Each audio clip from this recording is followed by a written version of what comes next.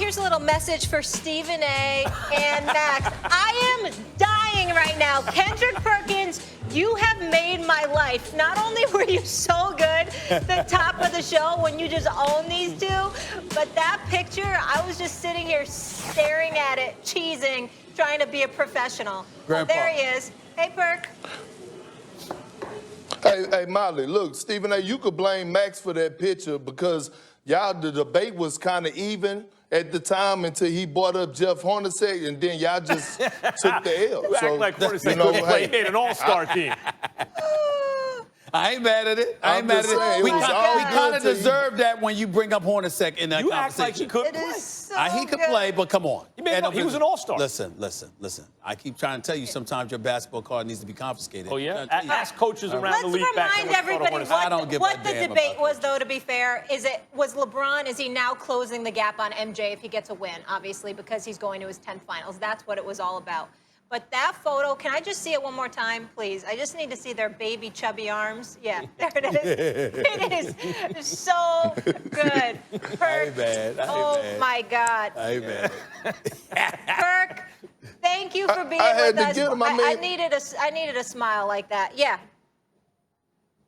No problem, Molly. I mean, they attacked me, you know, talking about that I look 60, and Max was, trying to, go in my age and basically saying that I'm looking old. You say you're an old soul. I don't look 35. Yeah, that don't mean I look old. I just said I have an old soul. It's a difference, Max. Look at you. You're mean-mugging now. You don't even mean to. You look like a grumpy old man, and you're 35. What's going to happen when you're actually an old man? You don't look old, nor the hate. I know you mad today, man. You had to hold that L, but hey, you lost it today. I mean, you dropped Jeff Hornacek's name and Stephen A. I feel sorry for your loss that you had to jump on that boat with him. Well, listen, I didn't jump on the boat. I jumped off the boat the minute he said Hornacek. Let's not forget. Okay, I'm glad you two were on the record like Hornacek was a bad player. Hornacek he wasn't a bad player. He was an all-star. He can't be mentioned in the same breath. We'll talk to you soon. Thank you for that. That was gold. Fellas, I want to get into Monday Night Football, though. Stephen A., it is the Chiefs and the Ravens. Tell me who wins and tell me why. I'm going to roll with the Ravens for tonight. I just think that Lamar Jackson is due one against Patrick Mahomes. Marcus Smart and the Celtics as their season is over. The Heat moving on to the finals to get the Lakers 125-113. Tough to believe Miami was the 5th seed in the Eastern Conference. They're just the 3rd team seeded 5th or lower to reach the NBA Finals since seeding began, which is, they got a good sample size, 35 years ago.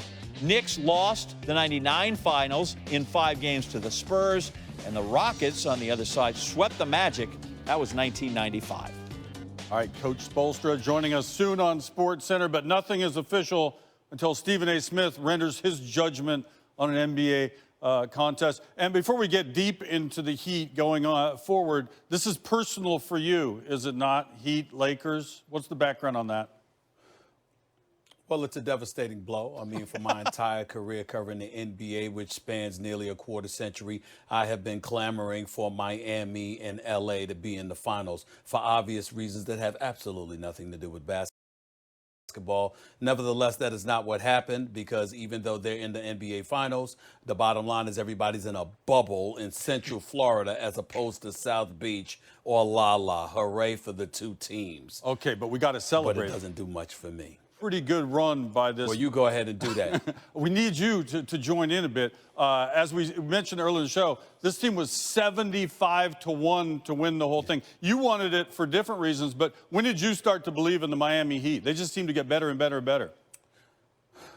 Well, watching them go up against the Greek Freak and the Milwaukee Bucks and the way they ran them out of the gym, the reality of the situation is that they clearly look like the better team, and we recognize that when they're hitting perimeter shots, they can beat anybody. We know about the leadership of Jimmy Butler, how he's a dog, make no mistake about it. We see the agility or the athleticism of a Bam Adebayo. But when you look at Tyler Hero and Duncan Robinson, certainly I'm not comparing them to Klay Thompson and Steph Curry.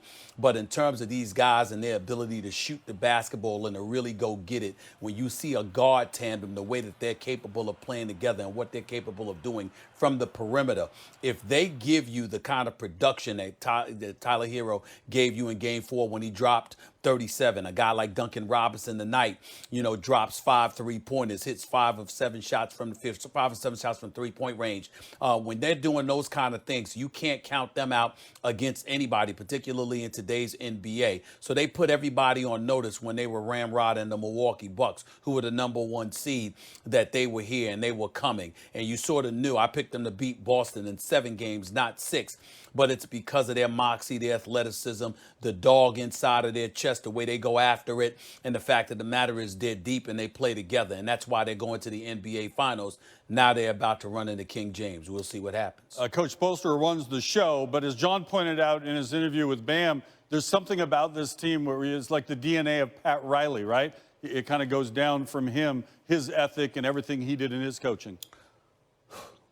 Well, you got to put in the work. That's number one. Number two, you can't have any kind of fear or fright inside of you. If you've got that kind of mentality, you can't play for Pat Riley and Eric Spoelstra. They're simply not going to tolerate it. There's a standard that they've set from the days of Alonzo Mourning with Tim Hardaway, right on up to D Wade with Shaq and Alonzo, right on up to D Wade, LeBron, and Chris Bosh. You've got to have ability, but you also have to have heart. You can't have any fear for anybody. And if you recall, there was some reticence on the part of LeBron James when he had first arrived in Miami because he was a bit reluctant to take the proverbial bull by the horn until they lost in the finals to Dallas.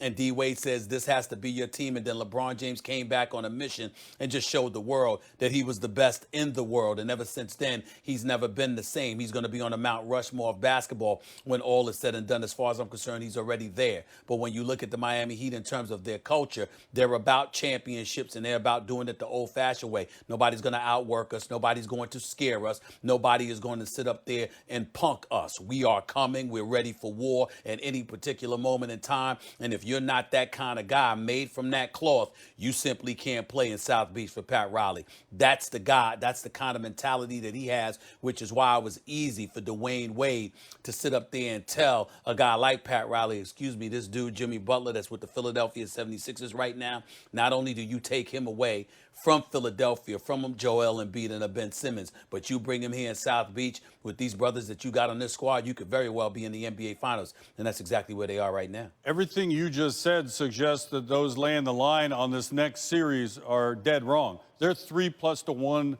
underdogs to take on the Lakers. I think you like their chances better than that. Well, I like their chances, but I'm not saying it's better than that. Let's not get a little bit beside ourselves here. They got to go up against LeBron James and Anthony Davis. I love Bam Adebayo. He was critical of himself after the Game 5 loss, came out here and played lights out tonight with 32 and 14, a career high of 32. We saw what Jimmy Butler did in terms of chipping in his 22. We saw Tyler Hero come out and hit a 3 and ultimately score 19 points. We saw Duncan Robinson be the specialist that he is. But you're going up against a Los Angeles Lakers squad that does have an elite defense with serviceable parts capable of hitting three-point shots. You've got a guy in Rajon Rondo, who's also a champion and has been playing stellar basketball. Best duo in basketball in LeBron James and Anthony Davis. They're supposed to be the favorites. Miami is not supposed to beat them. And as far as I'm concerned, the great chance that Miami has is that all the odds are stacked against them, and appropriately so, because there's no way in hell that they're supposed to beat LeBron James and Anthony Davis. Anthony Davis and the King James, they're supposed to show up and close this deal. That's why they're the favorites. That's why that's that expectation. And that's why if they don't get it done, we're going to be looking at them with a proverbial eye raising of our eyebrow and saying, what the hell happened to y'all? It's really that simple. The Lakers deserve to be the favorites. Miami can't be summarily dismissed, but let's not expect Miami to win the series. Let's expect them to make it a series, sort of 6 games, even possibly 7. But when all is said and done, it's supposed to be King James being crowned for the 4th time in his illustrious career. It's that simple. Stephen A. Smith, thanks for not saving all the good stuff for Monday. Thanks for joining us. Always good to work with you. My man. Take a look at the ESPN Sports Complex at the Walt Disney World Resort in Florida. It's the home of the NBA playoffs and home of Game 6 between the Heat And the Celtics. Jimmy Butler is looking to make the NBA Finals for the first time in his career. So will it be that Heat culture that prevails, or will it be the Celtics that are able to come back from down 3-1 for the third time in franchise history? The good news is Jason Tatum is wearing bright colors and tie-dye. He scored 31 points in the last game. 21 came in the second half. And the Celtics are fighting back with their backs against the wall. We are counting down to Game 6 right now. I ain't been able to get no sleep. You don't pack your bags. Another one. You don't check out. We fighting for our life. The Celtics still alive. I played like 2, 4, 6, 8. Watch his factory so they appreciate. And you certainly don't do a half's worth of damage in a single quarter if you plan on getting out early. 2020, I came to get up. Yeah. 4 games in, and everyone thought they knew. They start to believe it. Down 3-1 is not fun. And then the third quarter Come happened. for me, I tear them all to pieces. The Miami Heat are thinking right now, this is not the same team we've been facing. Put that do not disturb back on the door. I want a long life, a legendary one. Nobody's ready to head home yet. We're going to have to do it again and again because of the position we're in. Celtics, Heat, Game 6 of the Eastern Conference Finals. This is NBA Countdown. Welcome to NBA Countdown, presented by Mountain Dew. And when you hear the voice of MC Light, you know what time it is. Welcome to NBA Countdown, live from the Seaport District at Pier 17, brought to you by Chase. We have all cleared our throats because we are prepared for Game 6, Celtics Heat. Uncle P, you look fresh in your forces. These must be an elimination game outfit for you. Yeah. Wow. Celtics might need They might need them, so he had to put his sneakers on. Y'all gonna be all right today, P. Right. Want to rumble with the B, huh? Queen B. Want to rumble with the B, huh? Queen B is here. Maria Taylor. We got Jalen Rose looking extra crispy. We got everyone's little brother. Yeah. He might show up and teach us something today. You might wear socks next time. Nope. European ankles today. You see it. The good news is we were all sitting at home and enjoying a game in the Western Conference Finals, and we were able to see the Lakers advance to the finals for the first time since 2010. I can still hear LA cheering from here in New York City. They got the win 117-107 over the Nuggets, and really LeBron James just put in a casual 38 points, 16 rebounds, and 10 assists. And never forget, he is 35 years old, playing in his 17th season, and put this game on his back in the fourth quarter. The most amazing part of LeBron's performance, though, is probably the fact that we've actually seen it before. Saturday marked the 4th time in his career he has led both teams outright in points, rebounds, and assists in a series-clinching win. All other players in NBA postseason history have combined to do this just twice. So the question is, how should we define, or how should we view his 10th appearance in the finals, Jalen? LeBron has been Santa Claus because he's delivered like on Christmas morning. Since we have somebody that's one of his rivals up on the set, cover your eyes on Christmas morning, Paul Pierce. 10 finals appearances, 6 unassisted baskets in the fourth quarter, 5 different coaches, 4 regular season MVPs, 3 finals MVPs, doing it in 2 facets of life, on and off the floor. 1 championship ring. The Lakers are getting it this year. Lake Show fans, get ready to celebrate. This is just a formality. LeBron James is delivering this season, Jay Will. I think if he wins a title, this will be his greatest / most controversial title he's ever won in his career, right? I say greatest because we all know that in order to win, it's just not what you do on the court, it's what you do off the court. Think about everything he's had to deal with this year. Kobe Bryant passing away, right? Stepping up, being that figure for the Lakers, going through a pandemic, taking 3.5, 4 months off from basketball, dealing with social injustice happening during that time, being a civil rights leader, essentially, while still being